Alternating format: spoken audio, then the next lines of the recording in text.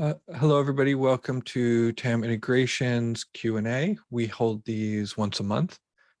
My name is Daniel Shankin. I'm the founder of TAM Integration. We offer education and support for people who are deeply committed to transformation, healing, and growth, and who use psychedelics to do that. The point of our second Thursday is to get together and offer information that is kind of accessible for everybody at all levels, and give us a chance to get together and ask questions with experts. These are freely offered. We're happy you're here, and if and when you could make a donation, that also really helps a lot. And there are buttons for that on the webpage. There's also a membership option where you can set up a recurring donation of $15 a month, and that gives you access to about 200 hours of recorded material. So if that's of interest to you, thank you. I'm really quite happy to have you all here, and happy that we can be here with our guest today, Manesh Girin. Manesh is a PhD candidate. Let me pull up your bio. Manesh is in the latter stages of obtaining his PhD in neuroscience at McGill University, and has been the lead or co-author on over a dozen scientific publications and book chapters on topics including psychedelics, meditation, daydreaming. We got to bring you back just for daydreaming sometime. And the default mode network. He actively collaborates with leaders in the psychedelic fields, such as yours truly, such as Dr. Robin Carhart-Harris, and is the Chief Research Officer at the Canadian Psychedelic Bioscience company, EntheoTech Bioscience. Finally, in his free time, he runs a YouTube channel called The Psychedelic Scientist, where he discusses the latest findings in psychedelic science in an easy to understand but non-superficial form. That's a real sweet spot. That's and really well said. Easy to understand but non-superficial. Thank you for being here.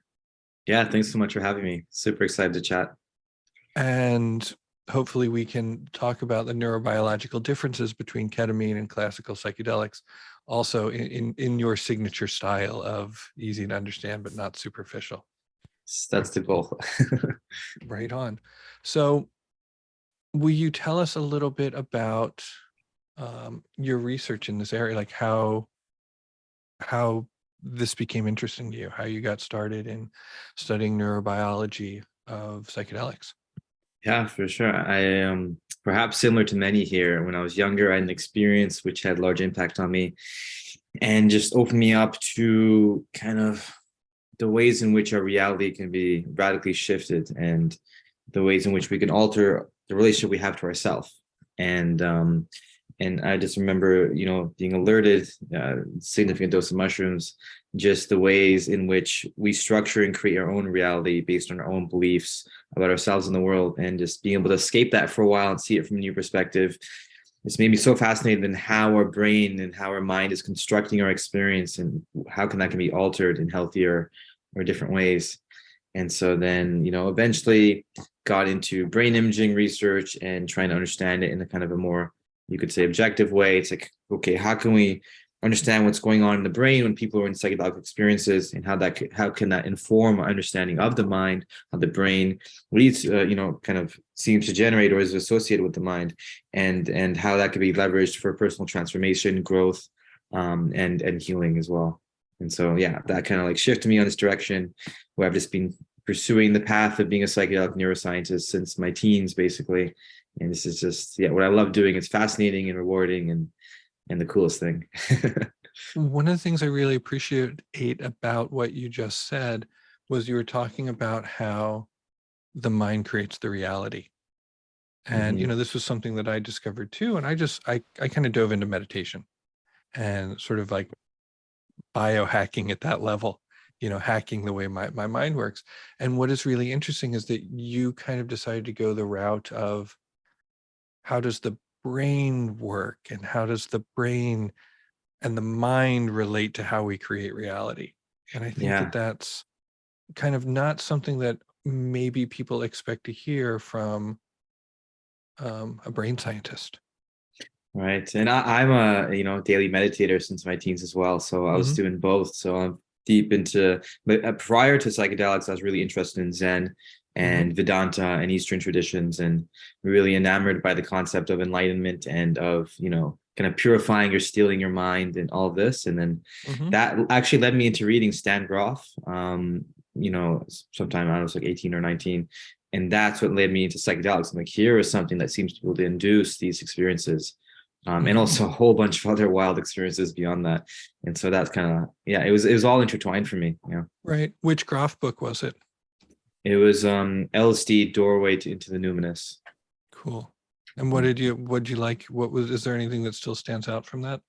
Well, in that book, he outlined, as he has done, as he did in LSD psychotherapy and other books, his kind of cartography of the psychedelic experience, kind of outlining the different types of experiences people can go through, whether it's like, aesthetic, visionary experiences or transpersonal experiences, or his whole thing about perinatal experiences and archetypal experiences. I think those are the different categories.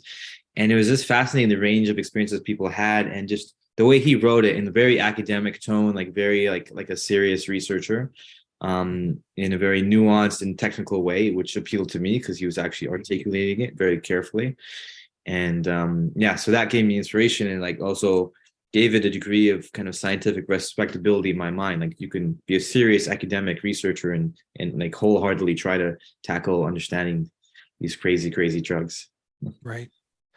And on the same, that's cool. I should probably pick that up. I haven't read much Groff. Mm. Uh, Although I do like the perinatal matrices. I've read about the perinatal matrices and can relate to just about all of them at various Mhm. times. When we talk about, I mean, it's almost trite to say that psychedelic means, to remind people that psychedelic means mind manifesting. And then there's this debate. I was talking to somebody yesterday, and they wanted to know if ketamine was a psychedelic. And my Mhm. answer was, it kind of rounds up to a psychedelic. And also, it's mind manifesting in that you can take ketamine and change your mind around, and when you come out, your world is different. And so in Mhm. that way, it's kind of a psychedelic. Yeah, yeah. I would agree. I've gone back and forth. So it depends. It comes down to definitions, right? Because Hmm. one way to define a psychedelic is in terms of the classic psychedelics, and then you could define it pharmacologically in terms of drugs which are agonists at the serotonin 2A receptor, which Hmm. ketamine is not. So some people would say psychedelics are just those serotonin 2A agonist drugs. Right. But then if you look at the etymology, as you're saying, psychedelic means mind manifesting, kind of to bring forth what's latent in one's mind. And yeah, ketamine subjectively can induce that. Of course, at these sub-anesthetic doses used in therapy, it does, seem to induce these experiences, which might bring forth content or material you usually don't have access to, which could then facilitate insight and all the rest. So, yeah, so then I think certainly under that definition, it can be a psychedelic. Will you, for the folks at home, tell us about the serotonin agonists? Like, what does that include? For sure. And typically it refers to the so-called classic psychedelics. So that's LSD, psilocybin, which is a compound in magic mushrooms, and then mescaline, also DMT, as well as ayahuasca. Hmm. And then a variety of other drugs like phenylethylamines, like 2CB, and these other drugs also hit the 2A receptor, but they're, they have less affinity for it. So they hit it less hard than these main classic psychedelics. Right. Mhm. And so the system that ketamine works on is it works with glutamate. Do you want to tell us a little bit about that? Yeah, for sure. Um, So in the brain, the most abundant neurotransmitter is glutamate, and glutamate is an excitatory neurotransmitter. So that means more glutamate means a neuron's more likely to fire.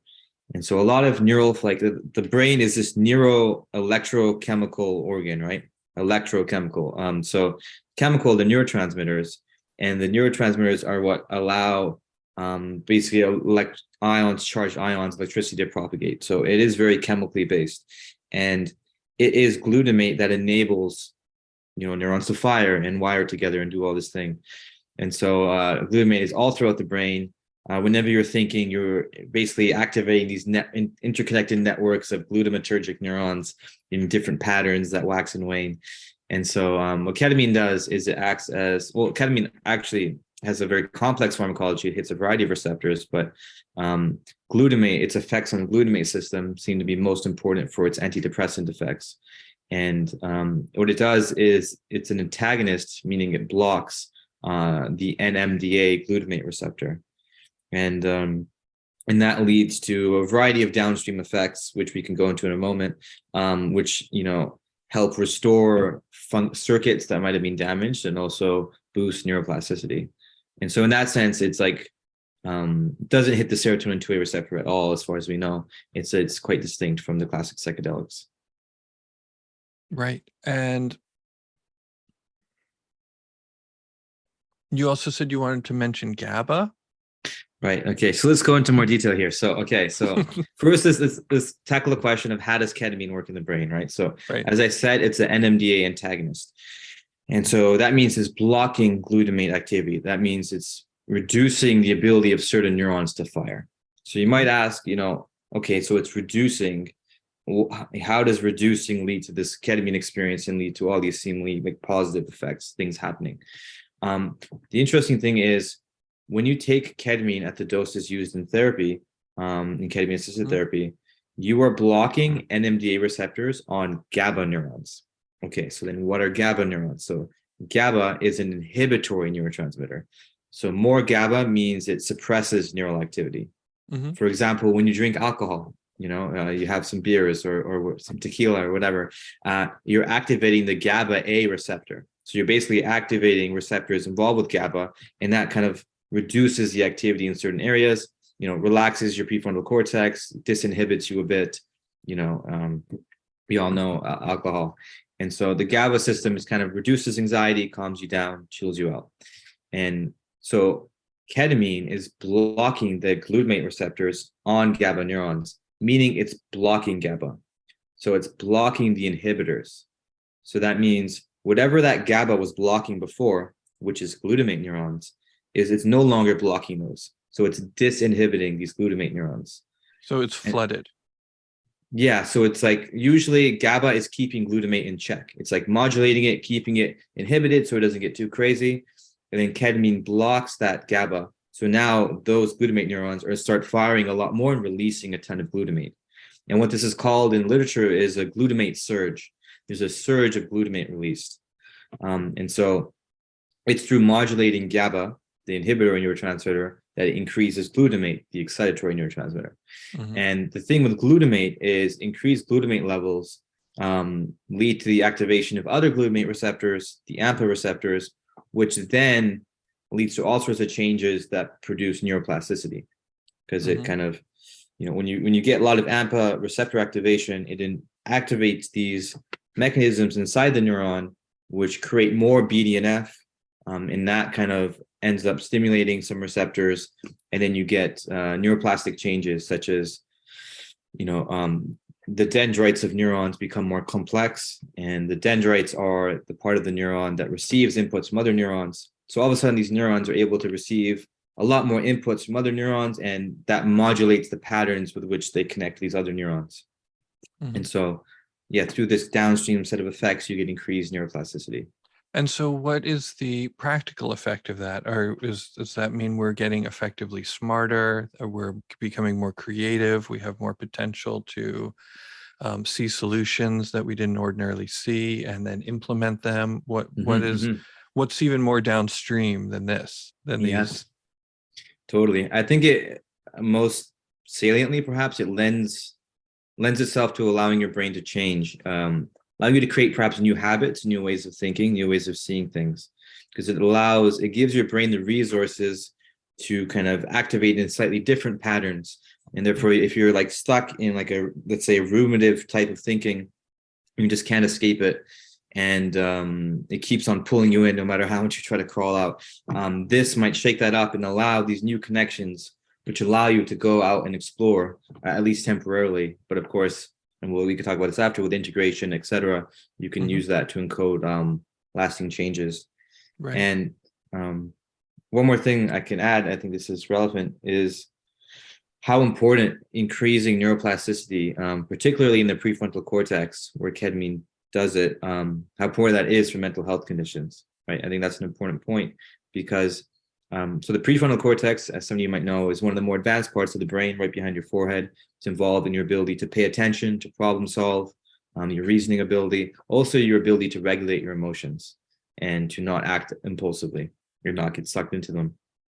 And a signature of most mental health conditions is chronic stress, right? Our body is always stressed. You have high cortisol levels. And what high cortisol levels do is they lead to inflammation in your brain. And what inflammation does is it causes your basically neurons to atrophy. It causes them to shrivel up a bit. And when you're chronic stressed and you're kind of already, let's say, down and you're in a negative space mentally, it also will start impairing your prefrontal cortex and impairing your ability to regulate those negative emotions. And then you go into a spiral, and we call that depression, right? And so chronic stress, by atrophying and kind of making these neurons less plastic and making them have less connections, leads us to get stuck into mental health conditions.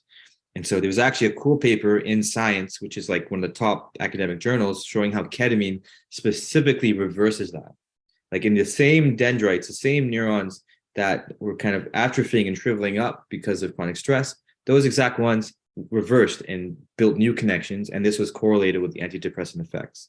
So it's also directly countering these negative effects of chronic stress. I really like that a lot. And I just want to note that when you were talking about the activities of ketamine, you sort of, and if people are listening, you know, your hand, you kind of gestured up and out. Yeah.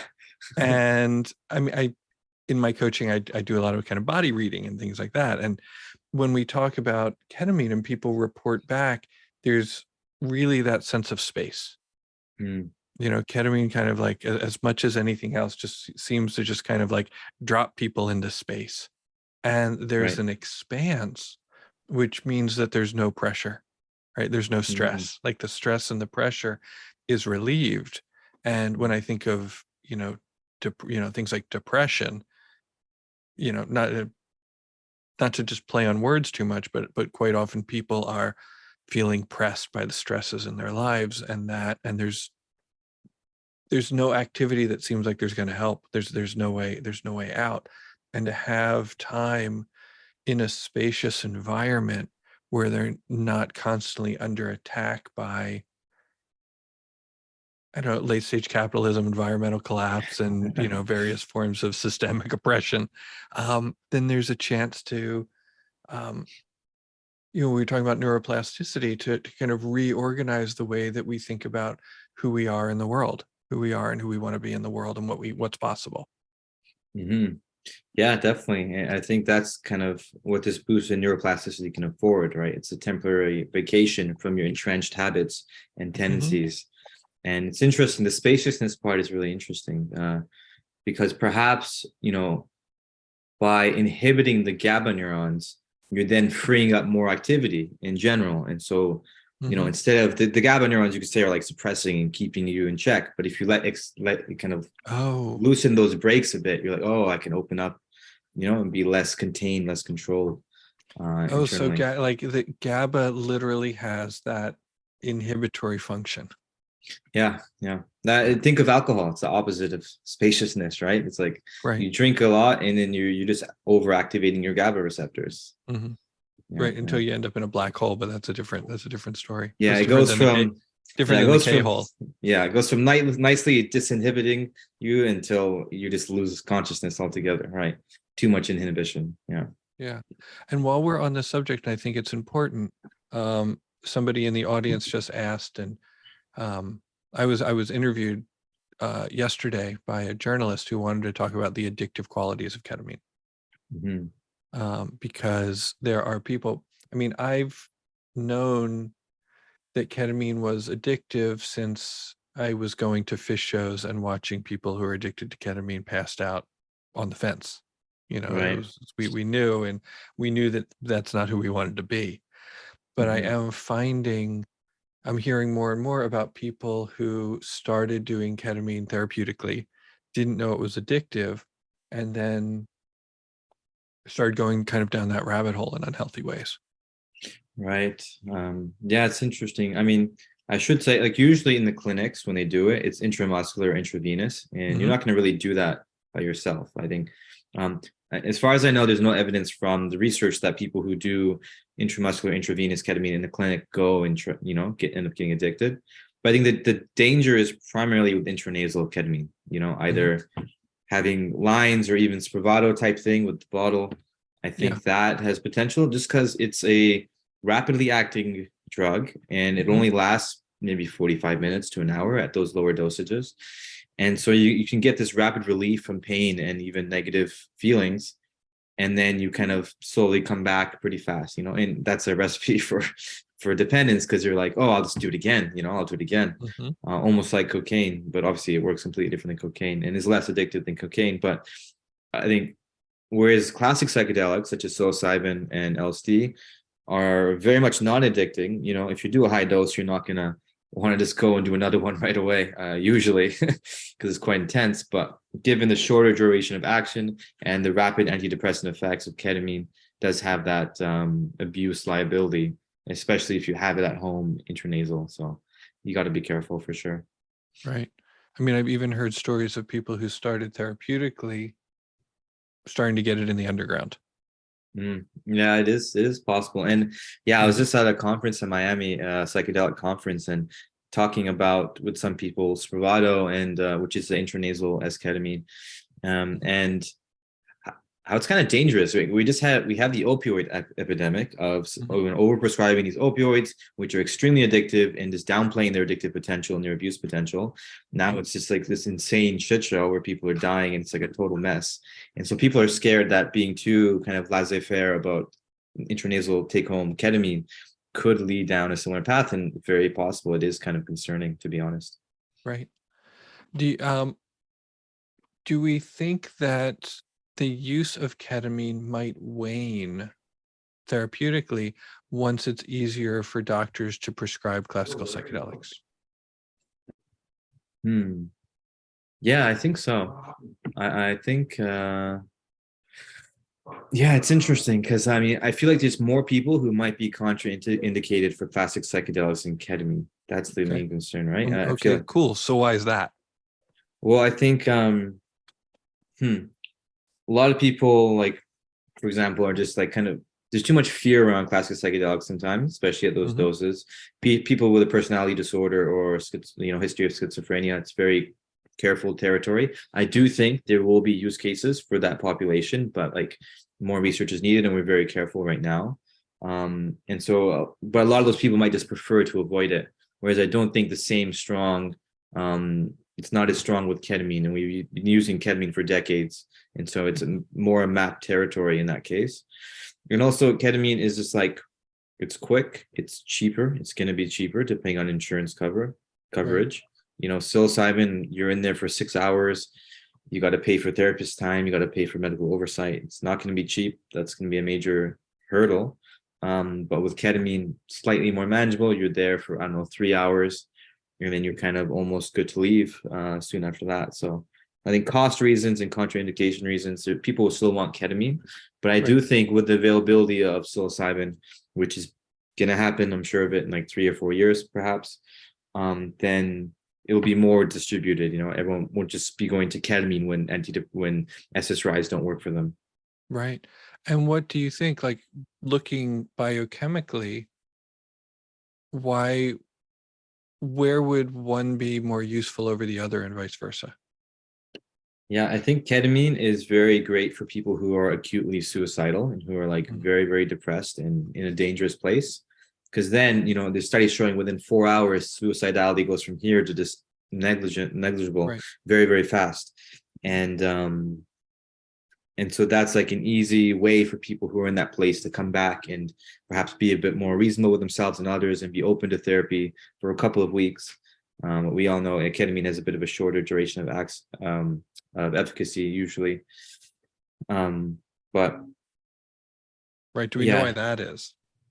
do we know why that is? So, okay, yeah, we can. Yeah, so I think, well, in mouse studies, looking at neuroplasticity, the neuroplastic changes from ketamine last less long than those induced by psilocybin.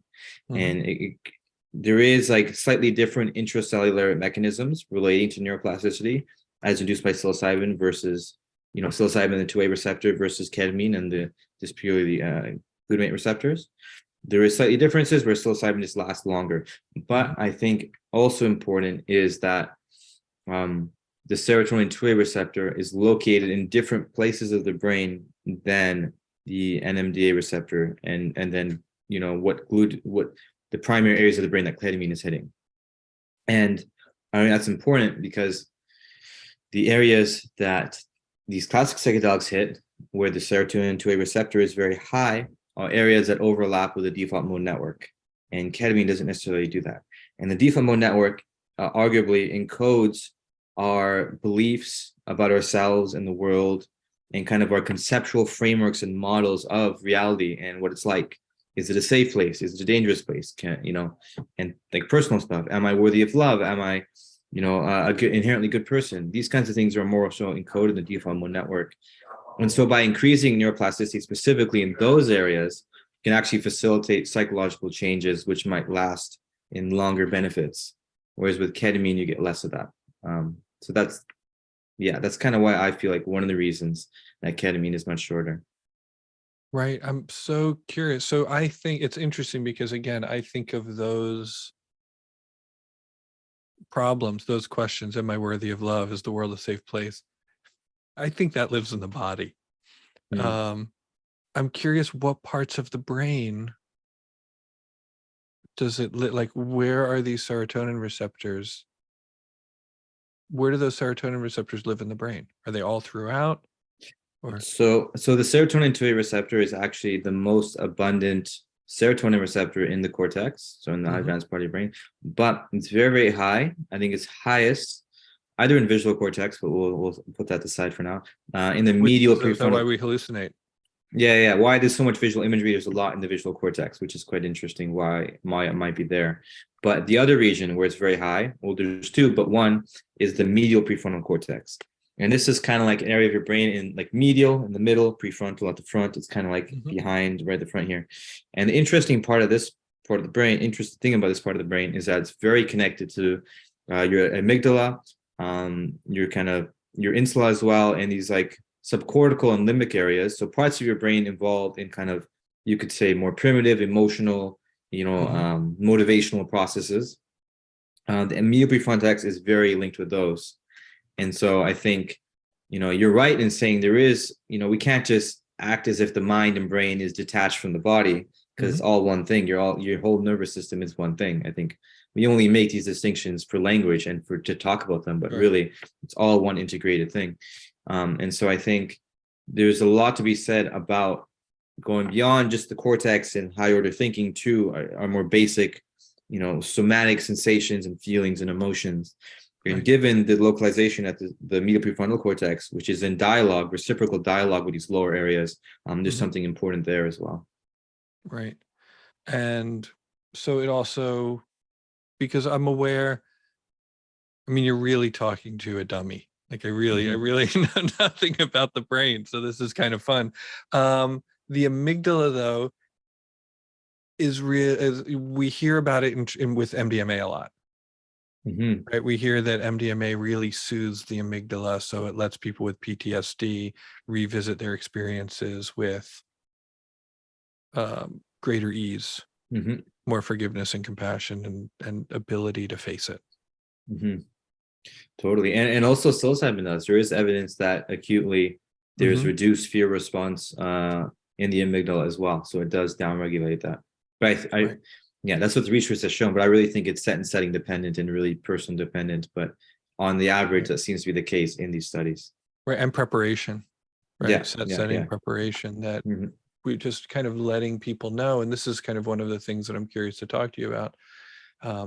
It's just kind of letting people know what to expect, letting people know that subconscious material is going to arise, and it could be a little intense. And I think the fact that amygdala response lessens, like, makes that possible. is this all of the talk about the inner healing intelligence, is that perhaps this material wants to come up, but fear and panic and protection keep it down. And then yeah. Mm-hmm.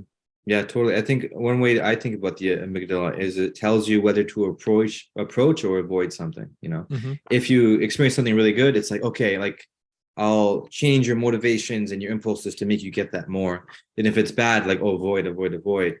And Mm-hmm. so, when a charged traumatic memory comes up, the amygdala is like, no, like avoid, avoid, fear, avoid, avoid. And so you push it away. And so, yeah, these drugs, by down regulating that response, just allows you to, like, okay, let's let this come up. Let's explore this with some kind of a bit of groundedness to just process it, Cool. Down regulating. Mm-hmm. Fabulous word. Mm-hmm.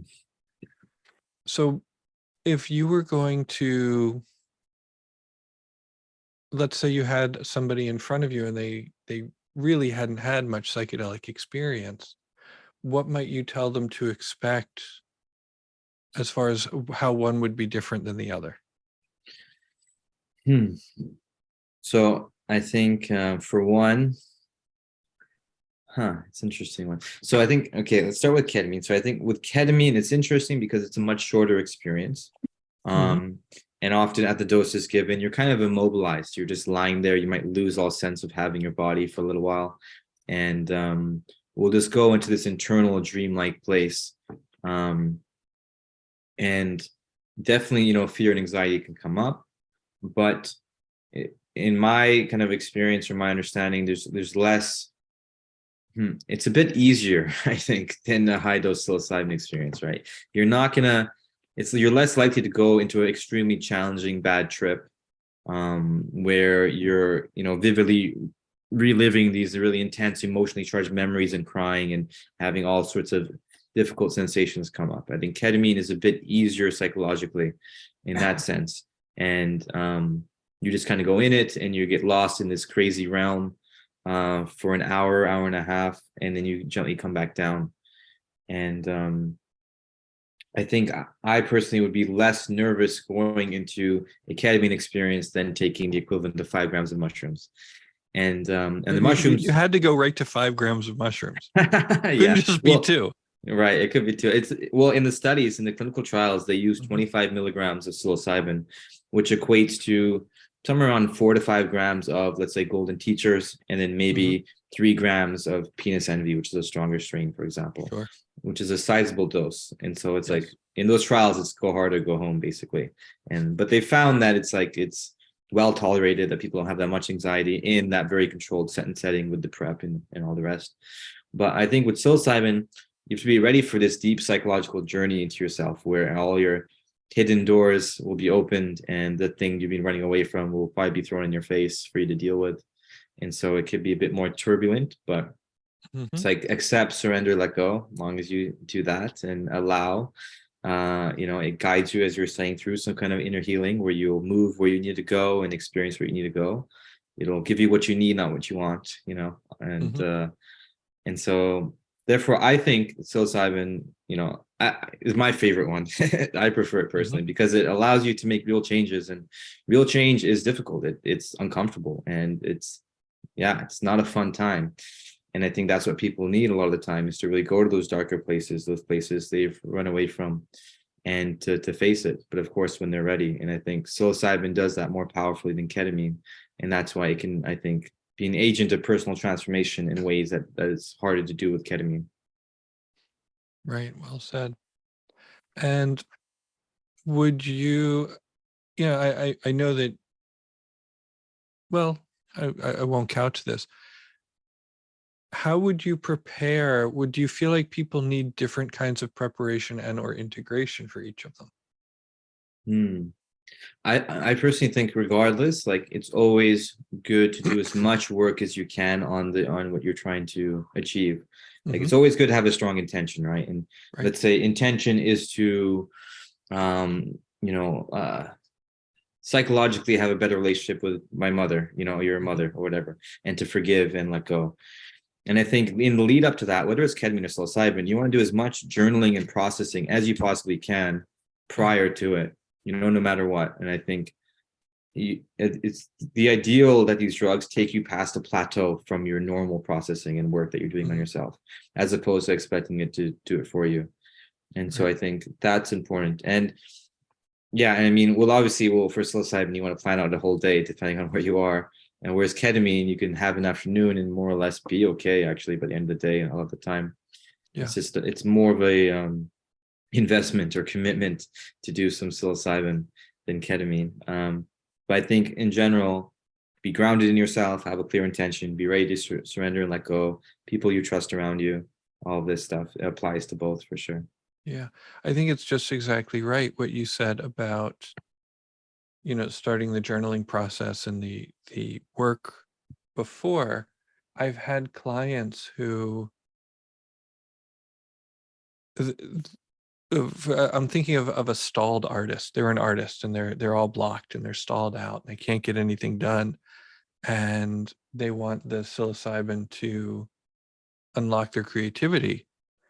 And I guess my question was, well, where are your art supplies now? And they're like, oh, they're all in the closet.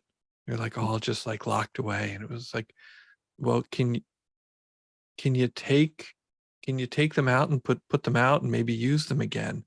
And I've seen remarkable things happen with people doing the things they wanted the psychedelic to do before.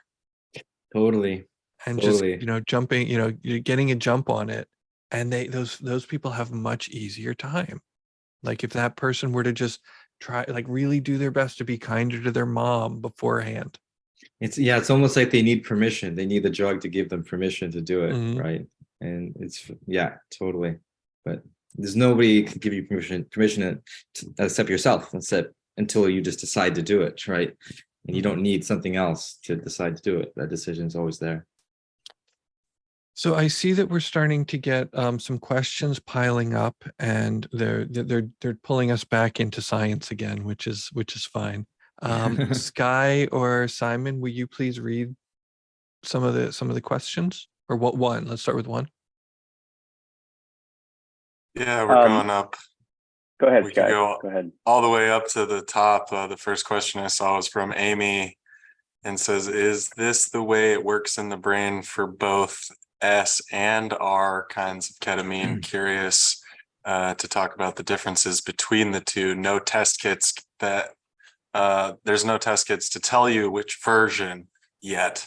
It just confirms that it's ketamine. Yeah, I think in terms of the brain, they both work, for all the intents and purposes, the same.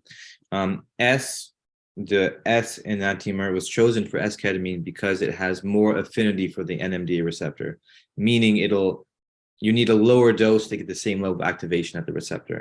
And so the reasoning was you want lower dose because then maybe you'll get lower negative side effects and you can still get the therapeutic effect. So that's why, as far as I know, that S-ketamine was chosen over R-ketamine. But there have been recent studies which suggest that R-ketamine might have a longer positive effect on depression, at least in rodents and rats. And so even though R-ketamine has less affinity for the receptor, you still seemingly get strong effects and also lasting effects that might last longer than S-ketamine. So it's kind of, some people have debated whether going with S-ketamine for the spray was like the bad decision. We should have done R-ketamine instead. So it's kind of an open discussion there, but they both hit the NMDA receptor and so on. I'm glad that you're studying that, because I was told, I heard that they're effectively identical, and the only reason they picked one over the other, they filtered out the ketamine so that they could patent it, because ketamine's out of patent and you can't really make any money on generic ketamine. But if you filter one out, you can charge a lot more. No, exactly. That's the underlying reason why they didn't just use normal ketamine. But how they argued for it, which is true, is that the affinity thing. But now it really just looks like they even made the wrong decision. But truly, it was in the end to patent it because otherwise, basically what they wanted to do is make a version of ketamine that was approved by the FDA, because normal ketamine was not approved for depression. It was approved as an anesthetic, which makes it hard to cover for insurance. So you're like, okay, we need a version that's coverable by insurance and that's approved by the FDA. the thing is, getting things through approval to the FDA is extremely, extremely expensive. And so no company would be willing to put in the millions and tens and maybe hundreds of millions of dollars if they weren't getting something back. So that's why they had to find a way to patent it in order to justify the money to bring this to more people. That's basically the process. Excellent. Yeah. Thank you. Thanks for that question. Can we have another one? There's one question I see here about anything about ketamine working to mitigate and treat alcohol use disorder. Right. There was, I know less about using ketamine for substance use disorders. I know there is some potential there. And I believe there has been a study for alcohol use. And I think the use case there comes again back to plasticity. And I think ketamine does also induce plasticity in the reward system, which is, you know, your ventral striatum and your nucleus accumbens, these parts of the brain that are very heavy in dopamine and which relate to habitual behaviors and addictions. And so ketamine does also seem to affect those and increase the plasticity there, which again, you know, allows you to change those neural connections, which were leading you to, you know, in certain contexts, when you feel a certain way, go and drink, and those can be altered and normalized to some extent with those neuroplasticity boosts. So yeah, so I think there's one or two trials suggesting that ketamine may be useful there. Right. And we do know, will you speak to the serotonin, the classical psychedelics and addiction? Because I mean, there's tons of at least anecdotal evidence that things like psilocybin or LSD are good for addiction. We know that Bill Wilson from the 12-step programs was, you know, credited LSD with helping quite a bit. Mm-hmm. Yeah, well, it's interesting. Yeah, like Bill Wilson, when he first started AA, he wanted LSD to be a primary part of that. Right, instead of coffee, instead of the coffee maker. Right. Yeah, is that what it was? But I know, but he got over his alcoholism with LSD as a major part of that, right? And like we all know in AA, well, maybe not all of us, but spirituality is a major part of it, right? It's connection to something greater than yourself. That's a central tenet of it. And Bill initially was like, hey, LSD can allow a connection to that. Therefore, it can be an integral part of this whole process. But then, of course, as it goes, he went to the board and proposed this, and they're like, how can you try to, help an addiction with one drug with another drug? Which is, of course, based on a misunderstanding, because it's not about the drug, it's about the experience that it catalyzes and that connections it can create. But there's a long history of LSD and alcoholism, and even there was research done in Saskatchewan in Canada back in the 60s and late 50s by Humphrey Osmond, who was like Aldous Huxley's buddy. Mm-hmm. And so there's a long history of that, and I think, and then fast forward now, there is research definitely ongoing for LSD and psilocybin for alcoholism, and it has been published in the modern era, and kind of related, psilocybin for tobacco addiction. You know, the NIDA, which is a major, you know, what is it, the National Institute of Drug Abuse, I think, in the US.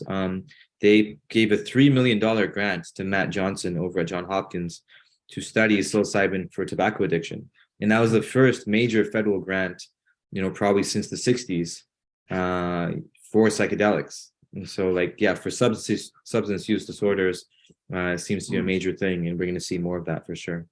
Right. Wasn't like Al Garcia was working on that for a while. And I believe one of the things he liked about smoking addiction is that it co-occurs with other mental disorders the least. So, you know, if somebody's addicted to opiates or somebody's an alcoholic, there's quite often other forms of trauma, mental illness, or personality disorders. But I guess there's more normal people that just smoke. Yeah. And so it's a little bit more controlled in a lot of ways. True. Yeah, very true. Can you break down any of, other than just saying it affects neuroplasticity, can we think of any other reason why things, you know, alcohol or drug abuse would become less palatable after taking some, you know, some classical psychedelics? Totally. In fact, I think maybe even over and above the neuroplasticity, what makes psychedelics so powerful is that they change your self-concept. They change your concept about who you are. Because a lot of people say, I am an addict, I am an alcoholic, I am somebody who smokes, that's who I am, you know? And there's a lot of that. And like, there's actually research showing that that's a major impediment to changing, because it's so deeply intertwined with your identity that it's hard to, it's like, who am I without this, you know? Even Right. for depression, who am I without my depression? That's who I am, right?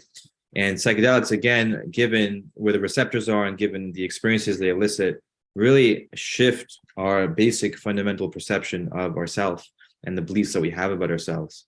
And I think that is a core part of shifting to creating identity that's beyond the bottle, beyond, you know, your drinks. I think that's a core part of it. You know, that's really cool. And I hope you don't mind if I self-disclose, but I stopped drinking because the acid told me to stop drinking. And what it said to me was, you don't do this. This isn't the kind of person you are. Yeah. And I was like, okay. And I was just if you say done. so. Yeah, if you say, it was pretty convincing. Yeah. And so that concept of you know, reorganization of the self, I think is quite possible, very probable. Yeah, totally. Should we hit another question? We got some more in here from Irene. What happens to the whole brain connectivity under ketamine? Do we also see an increase in entropy? You do, yeah. So there have been studies showing increased entropy of brain activity in ketamine as well, which is interesting because, you know, anesthetics are known for reducing entropy, reducing brain complexity. And so ketamine at sub-anesthetic doses used in therapy does boost entropy in a similar way to the classic psychedelics. But if you take more, then it'll reduce entropy. So it's like this interesting dose-dependent thing.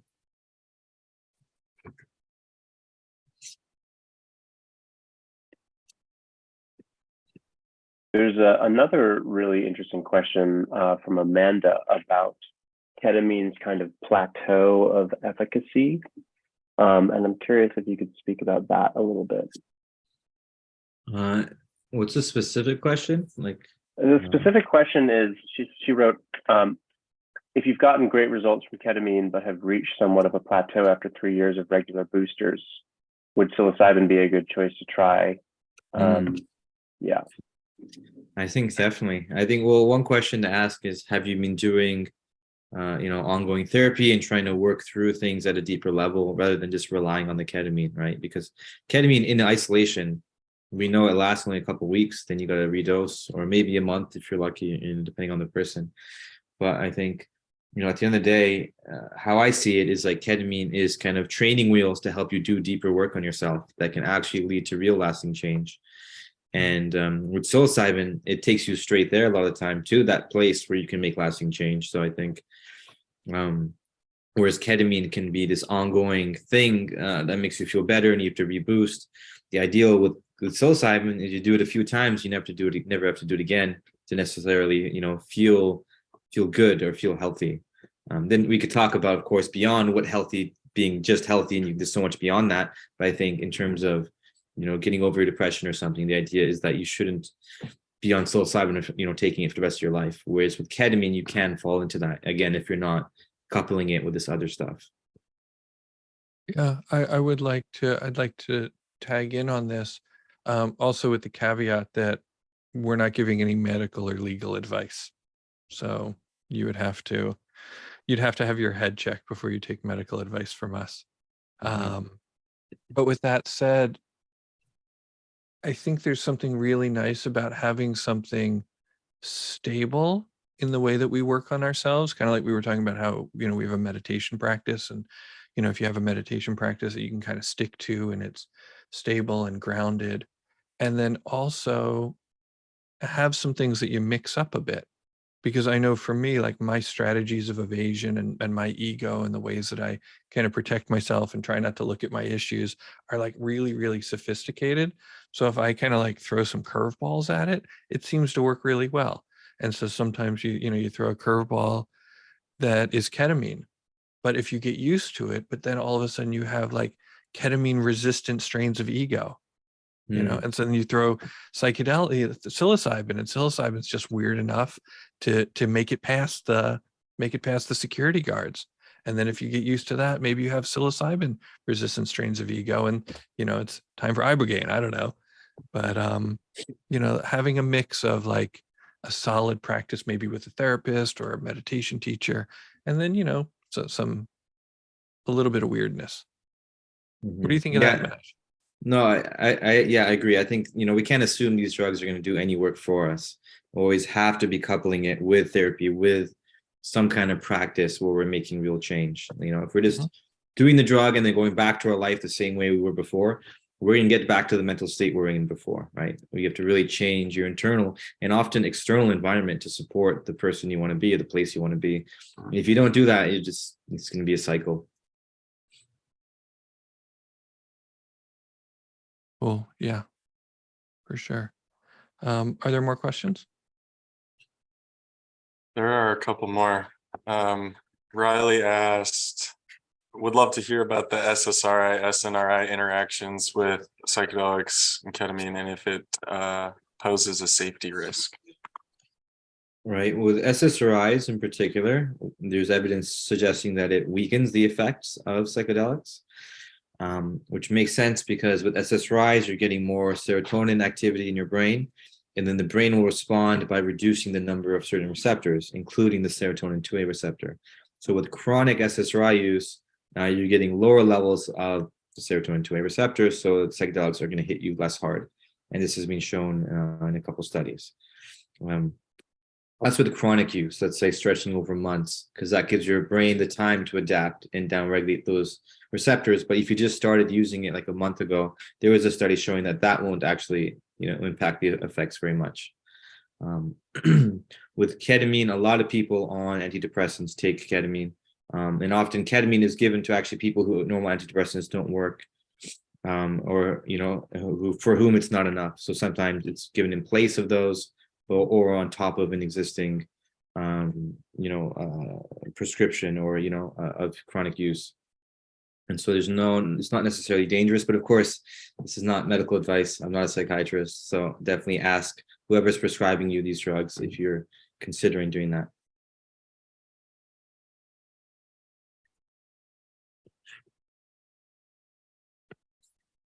And sorry, SSNRIs or SNRIs, yeah, those I would be more careful because there's less research on it, and I can't give a clear assessment of whether that might occur. And it's very possible it can potentiate psychedelic effects. For example, tricyclic antidepressants seem to make psychedelics stronger, and so you got to be very careful with these drug interactions. And would that be potentially dangerous that it made it stronger? Or would it just make the effect more powerful? It's hard to say. It can maybe just amplify anxiety. It can make you hyper aware. It can amplify specific parts of the experience, and it's unclear on which ones, and, you know, so on. Well, I mean, I'm asking because you hear about there's this boogeyman of serotonin syndrome, and you want to avoid that. Would a tricyclic lead to something like that? Possibly. I think in general, the likelihood of serotonin syndrome is very low with the classic psychedelics, unless it's ayahuasca. The reason ayahuasca is a risk because it has, part of it is the monoamine oxidase inhibitor. And so what monoamine oxidase is an enzyme that breaks down serotonin, you know, in your brain and in your stomach. And so if you have less of that, it's just amplifying how much serotonin exists in general. And if you combine that with something like an SSRI or even other psychedelics, there's potential that they'll get very high.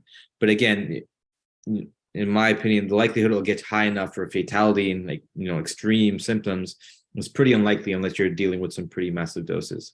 But again, always be careful. Ask your GP, ask your psychiatrist before mixing drugs, because drug interactions are very complex. The brain's very complex. There's lots of stuff going on with these different drugs. Cool. Thank you. I still see them coming in. There's a lot of them here. There's a question that Alan asked, which is really up my alley. He wrote traditional or shamanic oriented use of mushrooms, and I would say, most traditional psychedelic plant medicines is said to help us connect with the spirit realm. Do you see ketamine providing the same opportunity? Yeah, it's a really interesting question. Daniel, do you have a comment on that? I could come up with something. I'm just rattling through my ketamine experiences to see if I can remember any spirits. I mean, I know there was stuff. I'm not sure if it was other or not. You know what I mean? Like was it just me, in a multitude of forms, or was it other stuff? I don't know. But you can always ask that question, right? That's where I get hung up on with my psilocybin journeys as well. Right. I mean, but sometimes there's really if I'm on psilocybin and I'm in the woods and there's critters. Right. It's there's definitely dudes out in the woods with me. Whereas ketamine, I can't get to the woods because I'm just, on a dark mat. Yeah. I don't necessarily feel super connected to the spirit world. I don't think, I feel like there's space, but I haven't felt really different intelligences. It's for me personally. Yeah. And I might ask after you weigh in, I think maybe I will ask Sky and Simon to weigh in too. Yeah. For me, ketamine is very dreamlike, but in the sense of a projection of my unconscious. And I never felt like in any other anything that I might perceive as other in ketamine necessarily. So I think, but in the end, it depends on the person and your connection to, spirits and what that means for you and how much that figures in your worldview. And I think that'll change the experience because that's your set that you're bringing to it. Right. And I don't even think that it's necessarily because it's a chemical or anything like that, because there's a lot of activity, in LSD world. There's a lot of beings, there's a lot of spirits there. And it's, that's a chemical-ish, right? Yep. Simon or Sky, thoughts on the spirit realms as it's accessed by ketamine? Sure, always. Thinking back to some personal experiences, what I do feel like ketamine might do in this sort of more esoteric realm is kind of facilitate what's commonly called astral travel, being places where you're not, looking at yourself from the ceiling, for example. That's something I've experienced multiple times. And, that analogy that you were making, Daniel, about LSD definitely kind of having a lot of spirit activity. I've heard, and I would love to hear Manesh's input on this, but that ketamine can be found in the natural world in a particular fungus in, obviously very low concentrations. So I haven't read anything about this, but I've heard it from people that I 100% trust to give me good information. I never heard of that. It was derived in a lab from PCP, phencyclidine, in the late 60s. And I don't, it'd be interesting. Yeah, maybe it does naturally occur and there's something similar to it, but I've actually never heard of that.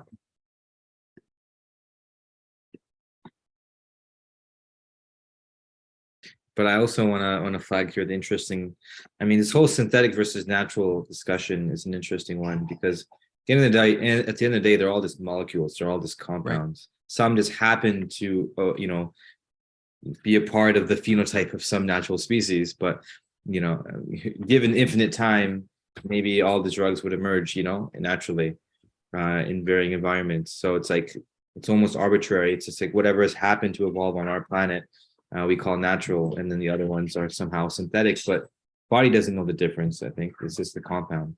That's one perspective on it. So right. Well, I have heard that people have gotten together and done taste tests of natural toad bufo versus synthesized 5-MeO DMT, and most people can't tell.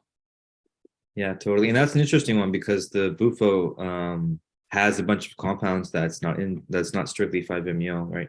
Like bufonatine or whatever it's called is another compound that's psychoactive that's in the bufo. But yeah, in those cases, people can't tell. And I think a lot of times, if you don't know if you somehow were able to blind somebody to whether they got synthetic psilocybin versus an actual mushroom, I don't think most would be able to tell either. Right.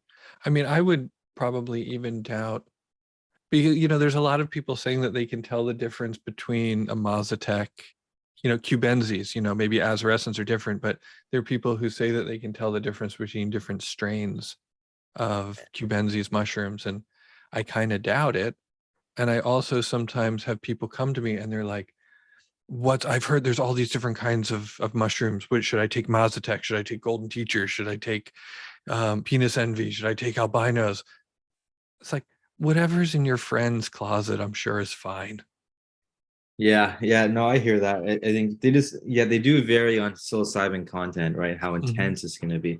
And I mean, there is a lot of research ongoing in a lot of companies, including the company I work with, exploring whether there is an entourage effect where the other secondary metabolites in like the fungal matter in the mushroom synergize in a particular way to change the experience. And so some would say it's unlikely, but it's still theoretically possible. So, but whether people's sense of different effects is just placebo because they expect it to be different is a whole other question. I mean, there's probably like a dozen people I think that I can think of in the world that I feel like can tell in any meaningful way. But for your average person who's going to take psychedelics 4 or 5 times a year, it's probably whatever's good, in my opinion. You guys can drop a 1 in the chat if you agree, or a 2 in the chat if you think I'm full of it. Other questions, guys? I'm not able to keep up with where we are in them. Yeah, we got one from Irene saying, if both ketamine and psilocybin increase entropy, how do the brain patterns observed under ketamine differ from the ones observed under psilocybin? Does the default mode network also get disintegrated? Yeah, there's a lot in this question. Well, one, I'll start with, there are differences. I mean, entropy, in the sense I described, is a very almost crude measure because it averages across the brain. It's like, is the brain more unpredictable in its activity over time? But you can see how a brain can be unpredictable in a very different way. Like, unpredictability says nothing about the specific patterns underlying that unpredictability. And so, as I was saying before, the receptors, the serotonin 2A receptors, are located in particular parts of your brain, that overlap with the default mode network, which includes your medial prefrontal cortex, right at the front here, your posterior cingulate, kind of like along the middle in front of your visual cortex, your lateral temporal, which is areas along the sides involved in memory and conceptual memory, and also parietal areas involved in spatial awareness and also memory recall as well. And so you get this whole set of regions that psilocybin hits that ketamine doesn't really hit as hard. And so you get a very distinct set of patterns. But where they overlap is that the prefrontal cortex seems to be particularly important. And you get these neuroplasticity boosts there, and you get increased connectivity with the rest of the brain and the prefrontal cortex. And so there is overlap, but there are significant differences, which of course translate into significant effects and experiences elicited by these drugs. So they're, if you give me different in the mind, they're going to be different in the brain. That's just how it works. Awesome. Thank you.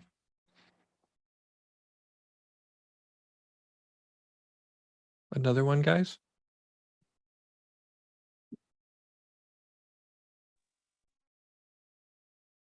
No, should I dig one up? I got another. Oh,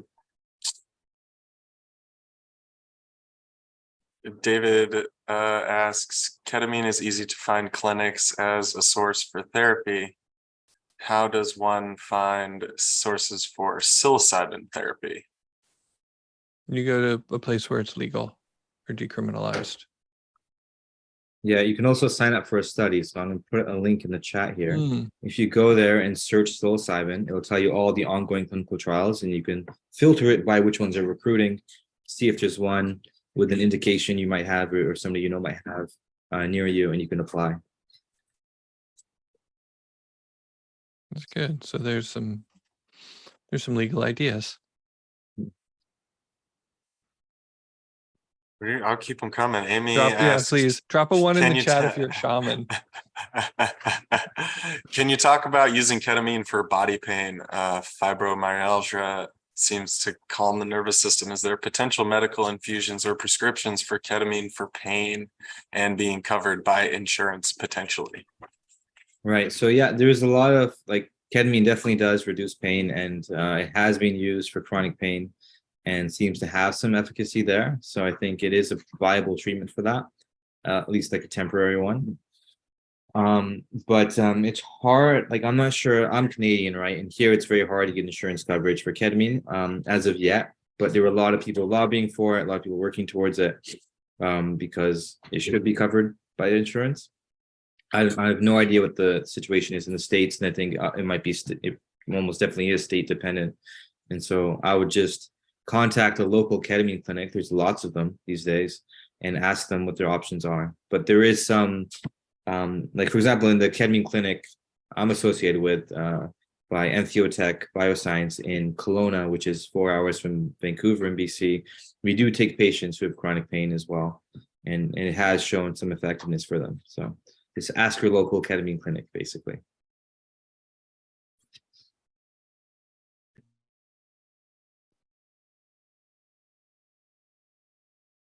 Yeah, you can keep them coming. Oh, okay.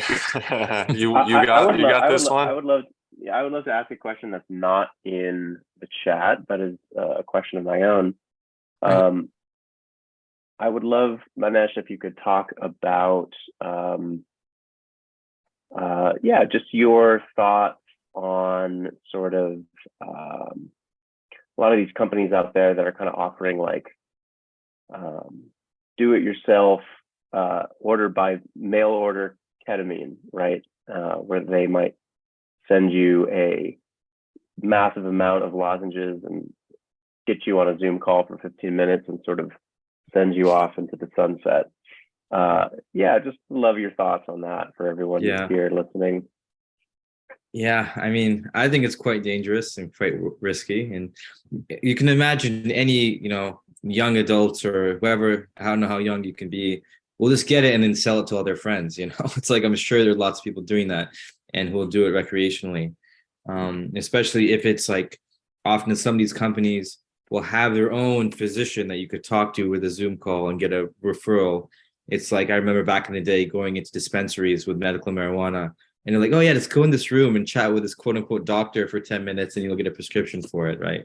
Where they're just going to give it to anybody because they're trying to make money. And so I think it is very risky, especially since ketamine can be addictive.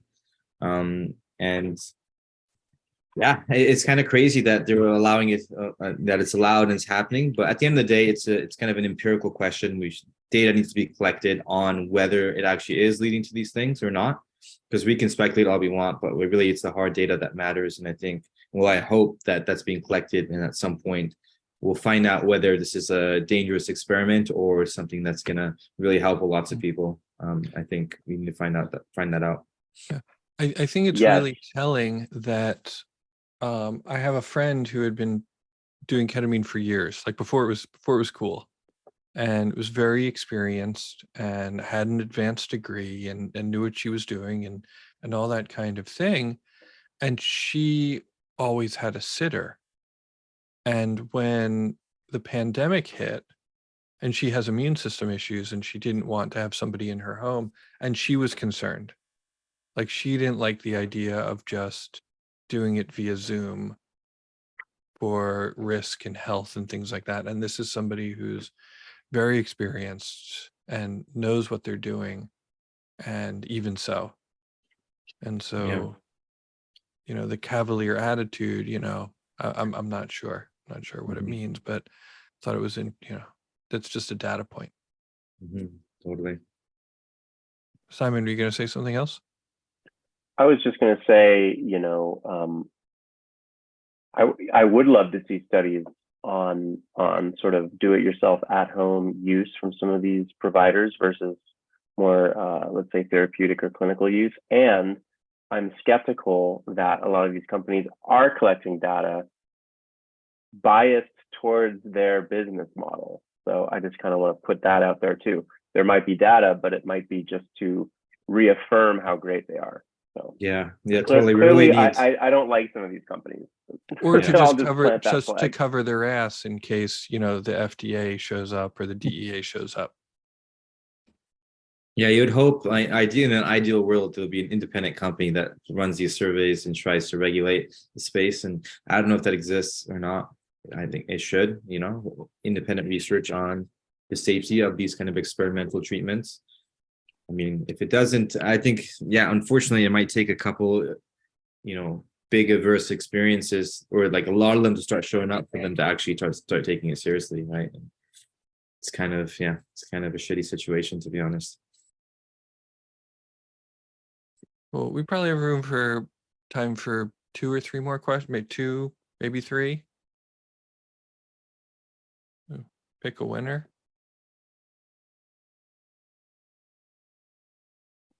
I like this one.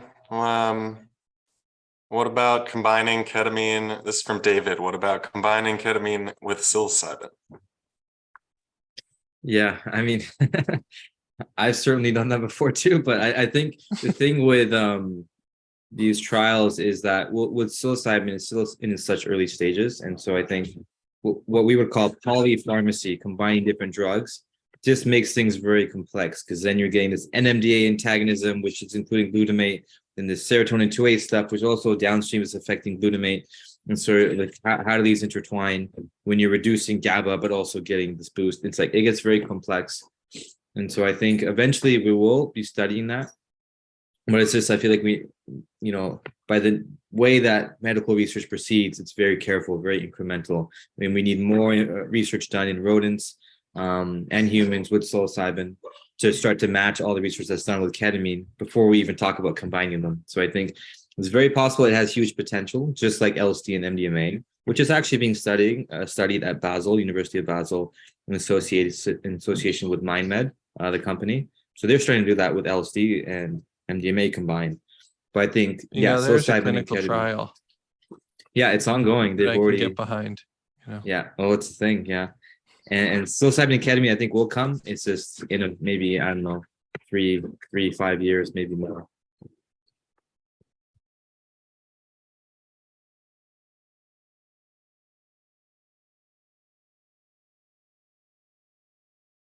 Let's see. Oh, somebody brought up amanitas. Do we want to get into the neurobiology of ibotenic acid and muscimol? Or is that a bridge too far? Right. I'll be honest, I don't know too much about it. I just know it hits these completely different receptor system in the brain, nicotinic receptors, things involved in actually our muscles and movement and stuff as well. But like, the question strictly is, do amanita mushrooms have a different effect? And yes, completely different effect. Yes. Yeah. But they also affect the GABA receptors as well. And I've heard that people have had good luck getting off of benzodiazepines with them. Interesting. Yeah. I honestly don't know enough about amanitas, but yeah, they are risky at higher doses because they can be toxic and lead to some very uncomfortable experiences. They're classed as deliriants, meaning they induce delirium, which doesn't sound too pleasant, I think. Right. And they're also tricky because they have a mycorrhizal relationship with trees. And so it's nearly impossible to grow them in a lab. Like they really reject captivity. Oh yeah. Here in BC, you see them all over the place, just growing on the ground. Yeah, we have them. We have them here too, which is nice.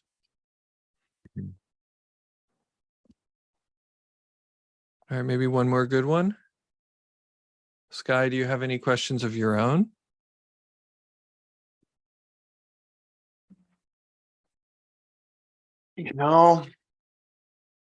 I don't know. Can we open this up to some neurodiversity? Because I feel like a lot of people get excluded from trials because of what they're dealing with.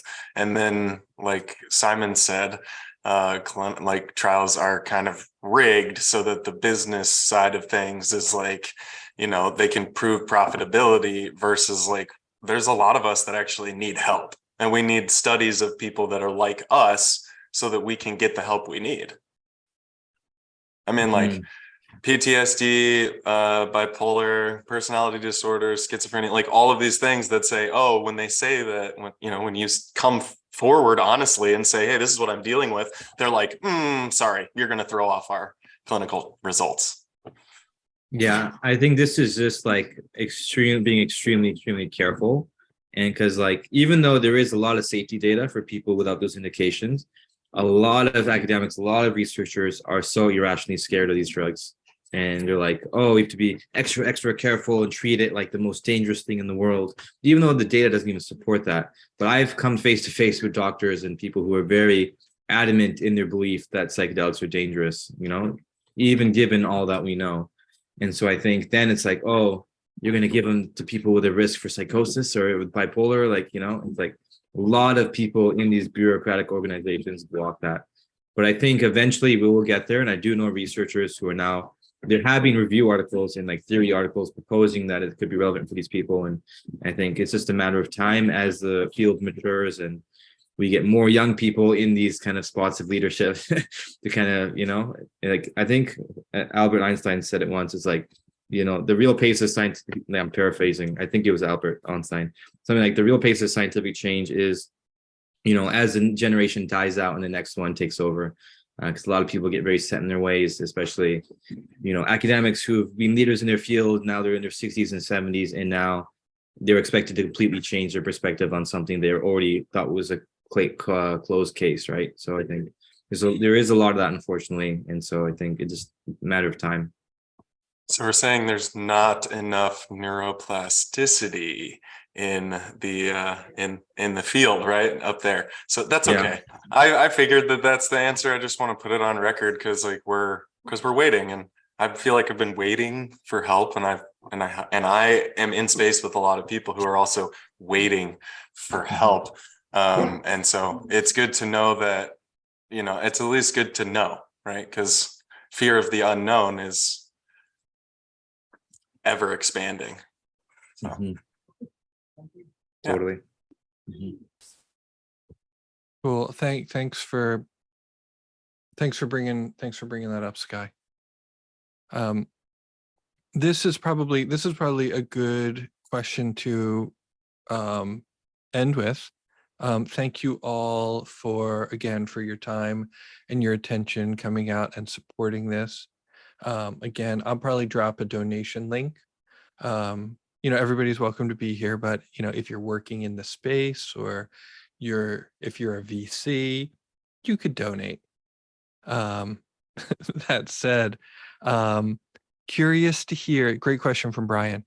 Curious to hear if you've come across low-dose consistent ketamine use eliciting responses similar to psychoaffective episodes. So can ketamine use elicit psychoaffective episodes or something similar? That's interesting. I personally haven't heard that. It depends on how consistent. I think the thing with ketamine, its effects are so dose dependent. You go from a light disinhibiting effect versus slowly losing touch of your environment to going into a full-on dreamlike experience where you're immobilized. So I think it really depends. But yeah, honestly, I can't answer this question. I don't know. Right. Well, I mean, we do know people sometimes lose touch with reality in certain ways when it comes to certain psychedelics. Like, the anecdotal evidence is certainly there. And again, kind of comes back to, it's really nice to have a solid practice, a solid personal practice that helps keep us grounded and healthy and integrated, and having, perhaps support staff or community support, so that we can really take care of each other. You mentioned these, are there going to be horror stories coming out from people doing ketamine in their apartments by themselves? And maybe, especially as more and more people are using psychedelics, I'm hoping that the culture of community care grows at least as fast as the culture of use, so that we are, so that we know that we're there for each other, and that, things like this, things like integration circles, can be a part of that.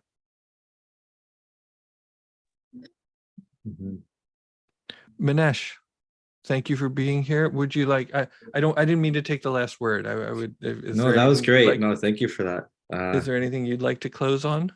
No, like, thanks so much for having me. This was a fun conversation. I love this format. Honestly, it's much better than me just giving a talk. One, it requires me not to have to make a PowerPoint presentation, but two, it's just more fun and relevant, I think, and engaging for people. So thank you. And you're a great host. So this was great. Oh, thank you so much. I got to tell you, there were some times when I wish I had some visual aids. Right. Trying to, I've got a long way to go to kind of learn how the brain works, and I really do appreciate you kind of indulging, the basic, perhaps the basicness of my questions. Yeah, no problem at all. And of course, I could shamelessly plug myself. I do have my YouTube channel. Let's put that in there. It's The Psychedelic Scientist. I'm on Instagram and YouTube. I haven't made a video in a little while, but I'm looking to get back on it. So if you just hit that subscribe button, I'll be releasing a lot more content. Specifically, I aim for people like you guys, lay people who are interested in trying to break down the science in ways you can understand, and also in a way that's relevant for clinicians and therapists and this kind of stuff too. Right. I am subscribed. I would like you to know I'm subscribed, and I was watching your video on preparation earlier today. Awesome. And so, folks, even if you maybe don't watch a lot of YouTube, that red subscribe button, is helpful. It's helpful for, what they call the algorithm. Totally. Thanks, Daniel. Yeah, for sure. All right. If folks would like to unmute themselves and tell Manesh how much you love and appreciate him, then that might be a nice way to end. Thank you, Manesh. Thanks, Manesh. This was awesome. Thank you all. Thanks, Manesh. Thanks, Daniel. Thank you. My pleasure. Thank you. All right. Bye, guys. Sky and Simon, thanks for your help moderating. I'll see you guys in the integration circle. Have a great night, everyone. Thanks so Be well. much. Bye. See you. Bye.